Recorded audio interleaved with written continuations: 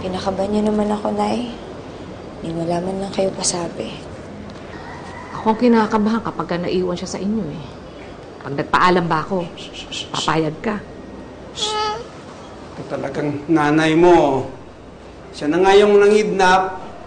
Siya pa yung galit. Kidnap ka dyan. Hindi ko lang talaga mapigilan eh. Ayoko lang nalilito yung bata. Pinapalaki niyo sa kasinungalingan eh. Nay, ipapaliwanag ko naman lahat kay Joshua pag nasa tamang edad na siya. Ngayon, konting sakripisyo lang talaga.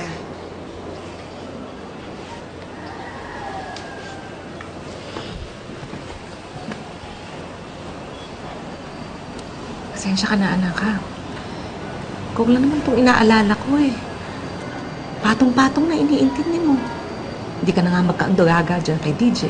Naasikaso mo pa si Joshua. Anak, paano mo naman hahatiin yung katawan mo? Kaya nga, sana kung papayag ka, dumito muna si Joshua. Ako muna mag-aalaga. Kami ng tatay mo.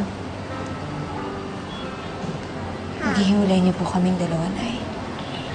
Remy, hayaan mo magdesisyon si Joanna. Siya ang ina. Eh, bakit? Concerned lola lang naman ako. Hindi naman napahamak si Joshua nung daling ko dito. Nay, alam ko naman na hindi mapapahamak si Joshua pagkakasama ninyo. Pero parang sinagasaan niyo naman yung karapatan ko bilang nanay. Huwag niyo naman ipamukha sa akin na hindi kayo nagtitiwala sa akin na hindi ko alam yung ginagawa ko. Nay, hindi naman ako natutuwa sa mga nangyayari eh. Sa tingin niyo, masaya ako sa mga nangyayari ngayon. Kaya please, hindi ko kaya na hindi ko siya kasama, Nay. Nay, salamat. Salamat dahil nag-aalala kayo para sa apo niyo, pero I'm sorry, hindi talaga pwede. Hindi ko kakayanin. Eh, kung dito na kayo ni Joshua, dito na lang kayo, anak. Nay, hindi ko naman pwedeng iwan yung asawa ko doon. Hindi naman ako pwedeng pumili kung sino sa kanilang dalawa yung aalagaan ko. Siyempre, bilang nanay at bilang asawa, kailangan silang dalawa. Kung pwede ko nga lang hatiin ang katawan ko, gagawin ko, Nay.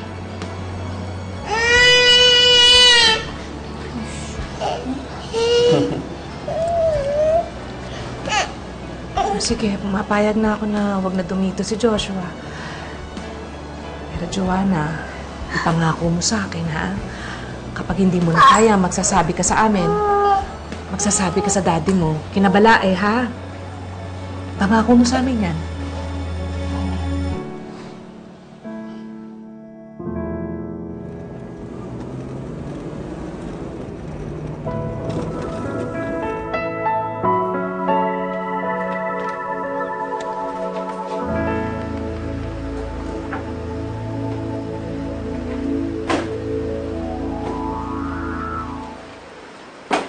Joanna, sana okay na kayo ng nanay mo. Nag-text ako pero hindi ka na nag-reply. Pasensya ka na, nagmamadali kasi kami umuwi. Kumusta naman siya? Kalmado ba? Oo, okay lang siya. Iniwan ko siya sa taas.